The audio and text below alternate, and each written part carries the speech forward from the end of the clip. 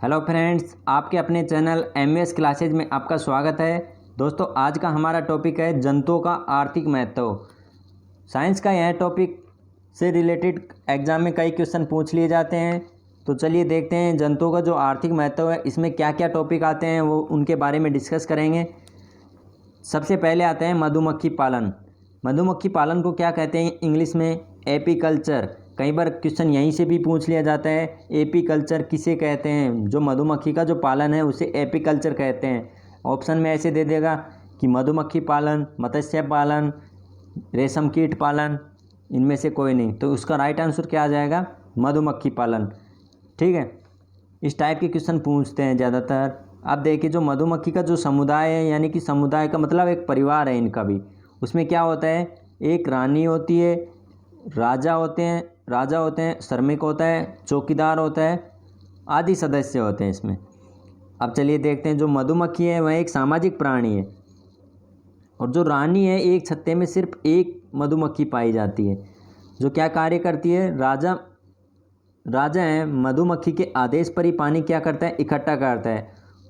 श्रमिक फलों में से मधु रस इकट्ठा करते हैं। मधुमक्खी के शत्रु होते हैं, वह कौन होते हैं? वैक्स मॉथ, काली चींटी और किंग क्रो। जो रानी है एक छत्ते में एक पाई जाती है, वह एक दिन में लगभग 2000 से 2500 अंडे देती है। ठीक है, रानी मधुमक्खी का कार्य क्या है? सिर्फ अंडे देने का कार्य है। जो मधुमक्खियों की जो प्रजाति है उनके बारे में देखिए। इनकी जो प्रजाति में क्या है? एपिस नाम आगे मिलेगा। ठीक है, एपिस नाम अगर आगे मिले तो उससे हमें पता चल जाना चाहिए कि जो मधुमक्खियों की क्या है? प्रजाति है। चलिए देखते हैं, जो पहली प्रजाति कौन सी है? Apis indica. एपिस इंडिका यह भारतीय मधुमक्खी है और यह अंधेरे में रहना ज़्यादा पसंद करती है। अच्छा, इसके बाद में देखिए, जो सेकंड है एपिस डोरसेटा। यह चट्टानी मधुमक्खी है, इसे रॉक बी के नाम से भी जाना जाता है। जो यह सबसे बड़ी मधुमक्खी है, जो इससे सर्वाधिक शहद प्राप्त होता है, और इसे सारंग मक्खी भी कहते हैं। ठीक है, नेक्स्ट देखिए एपिस फ्लोरिया। नाम में दिख रहा है एपिस। अब तक हमने दो पढ़ ली जिनके बारे में भी देखा, जो नाम में पहले क्या दे रखा है? एपिस नाम दे रखा है। ठीक है, एपिस फ्लोरिया यह सबसे बड़ी यह सबसे छोटी मधुमक्खी है। और एपिस मेलिफेरा यह व्यावसायिक दृष्टि से सर्वाधिक महत्वपूर्ण है। जो व्यवसाय का जो कार्य करता है उसमें कौन सी मधुमक्खी पाई जाती है? Apis mellifera. इसके बाद में कुछ इंपॉर्टेंट फैक्ट्स हैं, उनको ध्यान से देखना। जो रानी मक्खी है वह पोषण में क्या करती है? रॉयल जेली लेती है। जो श्रमिक होते हैं, राजा होता है, उनसे चौकीदार होते हैं, उन सब से क्या मंगवाती है? जो फलों का रस होता है उसे क्या कहते हैं? Royal jelly. और जो शहद के उपयोग में क्या? हीमोग्लोबिन बढ़ता है। शहद के जो उपयोग से हीमोग्लोबिन बढ़ता है। और मधुमक्खी में एनिसेक जनन पाया जाता है।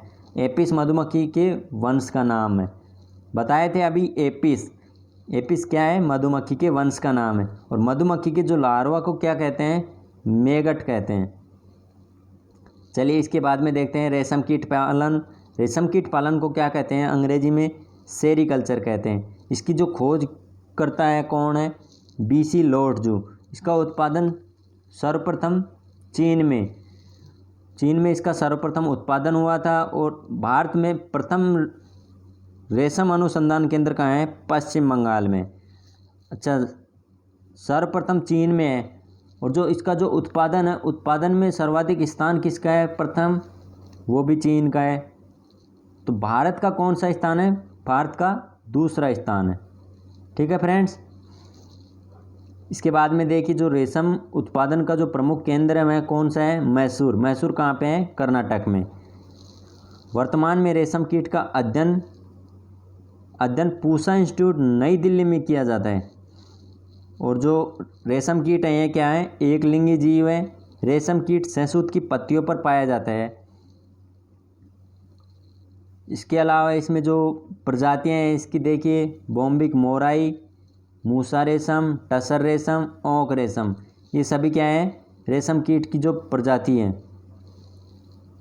रेशम कीट का जो आर्थिक महत्व है वह क्या होता है? वस्त्र निर्माण, पैराशूट निर्माण, टायर निर्माण। चलिए हम ये बताते हैं, जो रेशम कीट है उसका जो जीवन चक्र किस प्रकार के से होता है, चलिए देखते हैं। सबसे पहले बॉम्बिक मोराई में, बॉम्बिक मोराई से हम देखेंगे। यह शहतूत की पत्तियों पर पाया जाता है। तो इसका जो जीवन चक्र होता है वह कैसा रहता है, चलिए मान लीजिए ये क्या है, ये शहतूत की एक पत्ती है। इस पे कीड़े के रूप में क्या पाया जाता है, बॉम्बिक मोराई नामक कोई कीड़ा। ये क्या है, शहतूत की पत्ती। ये क्या करते हैं, अंडे देते हैं, अंडे देते हैं। अंडों से क्या होता है, लार्वा का निर्माण होता है। अच्छा, जो लार्वा होता है वो क्या होता है, यहाँ पे लार्वा शब्द आया। लार्वा शब्द के बारे में देखिए, हमारे आसपास पानी का जो तालाब वगैरह होते हैं उसमें देखा जाता है, तो क्या पाए जाते हैं, मेंढक पाए जाते हैं, लार्वा पाया जाता है। लार्वा कहाँ पाया जाता है, जो हमारे आसपास क्या होता है, तालाब होता है, तालाब में मेंढक पाए जाते हैं। तो हमने कई बार ऐसे देखा होगा कि छोटे छोटे जीव भी पाए जाते हैं ऐसे कीड़े के रूप में, ऐसे पानी में देखे होंगे ऐसे कीड़े के रूप में। लेकिन ऐसे कुछ दिन के बाद में वो जो छोटे छोटे कीड़े हैं वो नहीं दिखते और मेंढक की संख्या बढ़ जाती है। तो जो लार्वा होता है उनसे क्या होता है, मेंढक का निर्माण होता है। मेंढक डायरेक्ट ऐसे नहीं है कि डायरेक्ट अंडा देगा, अंडे से डायरेक्ट नहीं, इससे लार्वा का निर्माण होता है, लार्वा से फिर मेंढक बनता है। अच्छा, लार्वा से क्या बनता है, जो कैटरपिलर नामक कैटरपिलर बनता है। और कैटरपिलर क्या करता है, जो मान लीजिए एक कीड़ा है, कीड़े के चारों तरफ ऐसे रेशम की क्या बनती है, ग्रंथि बनती है। और जो ये ग्रंथि बनती है उसे क्या कहते हैं, कोकून या प्यूपा। ठीक है फ्रेंड्स। अच्छा, अगर ये जो कोकून या प्यूपा है इसको क्या करेंगे, रेशम प्राप्त करने के लिए यहाँ से इसको डायरेक्ट क्या करेंगे, गर्म जल में डालेंगे। गर्म जल में डालने पर क्या होगा, रेशम प्राप्त होगा। जो रेशम कैसा प्राप्त होगा, सफ़ेद और पीले रंग का। ठीक है, चलिए इसके बाद में देखते हैं मत्स्य पालन के बारे में। मत्स्य पालन के उत्पादन को क्या कहते हैं, पीसी कल्चर कहते हैं। ठीक है फ्रेंड्स। और जो भारत का मत्स्य उत्पादन में कौन सा स्थान है, दूसरा स्थान है। प्रथम स्थान चीन का है। मछली के लीवर के तेल से विटामिन ए प्रचुर मात्रा में पाया जाता है। और जो लेबियों को भारतीय कॉर्प मछली कहते हैं। अच्छा, एग्जाम में कई बार यहाँ से क्वेश्चन पूछ लिया जाता है कि तारा मछली मछली है या नहीं है।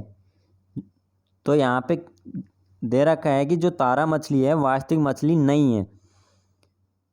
क्वेश्चन किस प्रकार से पूछा जाता है, निम्न में से कौन सी मछली नहीं है, तो और उसमें ऑप्शन दे देगा, जैसे डॉल्फिन मछली, तारा मछली, और भी कोई एक ऐसी प्रजाति का नाम दे देगा जो ये तो मछली है नहीं, और 3 मछलियों का नाम दे देगा।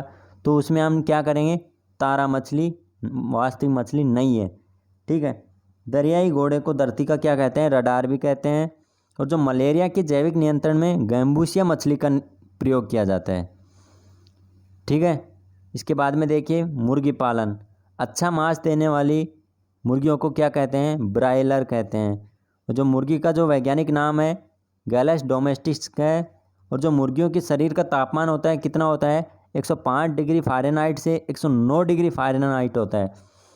अच्छा, जो फ़ारेनहाइट डिग्री होता है वो किस प्रकार से मापा जाता है, कई बार ऐसे हम बीमार हो जाते हैं डॉक्टर के पास, वो थर्मामीटर से बुखार नापता है तो बताता है कि 96 डिग्री फ़ारेनहाइट है तेरा बुखार, 96 डिग्री। हम क्या सोचते हैं 96 डिग्री सेंटीग्रेड, नहीं, 96 डिग्री यानी 100 सेंटीग्रेड पर तो पानी उबलने लग जाता है। अगर इतना 96 डिग्री सेंटीग्रेड बुखार हो जाए तो फिर तो हमारा शरीर जलकर राख हो जाएगा।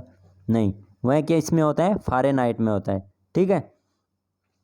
और जो कुक्कुट पालन में भारत का विश्व में 6ठा स्थान है। और जो मुर्गी के अंडे में निम्न पोषक तत्व होते हैं, कौन कौन से होते हैं, जो प्रोटीन है, इसके अलावा वसा, कार्बोहाइड्रेट, कैल्शियम। अच्छा, चलिए देखते हैं प्रोटीन की मात्रा कितनी पाई जाती है अंडे में, 6.6 ग्राम। इसके अलावा वसा की मात्रा, वसा होती है 5.5 ग्राम। कार्बोहाइड्रेट की मात्रा 0 पाई जाती है। और जो कैल्शियम की मात्रा है 3 मिलीग्राम होती है। ठीक है, vitamin D, vitamin B1, vitamin B2 और विटामिन C पाई जाती है अंडे में। इसके अलावा अंडे से संबंधित वेरी इंपॉर्टेंट क्वेश्चन है, अंडों से संबंधित कौन सी क्रांति होती है? रजत क्रांति। मुर्गियों में रोग आते हैं कई प्रकार के, कौन कौन से रोग आते हैं चलिए देखते हैं। मुर्गी चेचक, रानीखेत, अतिसार, एस्परजिलोसिस।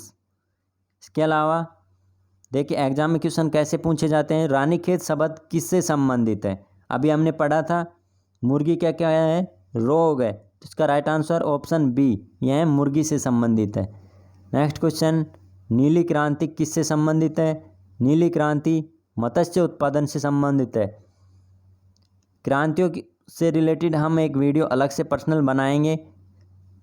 ठीक है फ्रेंड्स, इसके अलावा जो मधुमक्खी पालन कहलाता है, क्या कहलाता है? एपीकल्चर कहलाता है। एपिस नाम आता है इसकी प्रजाति में। ठीक है फ्रेंड्स, याद रखना। इसके अलावा नेक्स्ट क्वेश्चन, रेशम कीट पालन को क्या कहते हैं? रेशम कीट पालन को सेरीकल्चर कहते हैं। नेक्स्ट क्वेश्चन, किससे विटामिन ए युक्त तेल प्राप्त होता है? मछली से। मछली से क्या होता है? विटामिन ए युक्त तेल प्राप्त होता है। जो रेशम कीट पालन का प्रचलन सर्वप्रथम किस देश में हुआ माना जाता है? रेशम कीट पालन का प्रचलन सर्वप्रथम चीन देश में हुआ माना जाता है। ओके फ्रेंड्स, अगर वीडियो पसंद आए तो लाइक करना, और अगर आप हमारे चैनल पर नए हैं तो कृपया चैनल को सब्सक्राइब कर लें ताकि मेरी वीडियो की नोटिफिकेशन सबसे पहले आप तक पहुंच सके। धन्यवाद।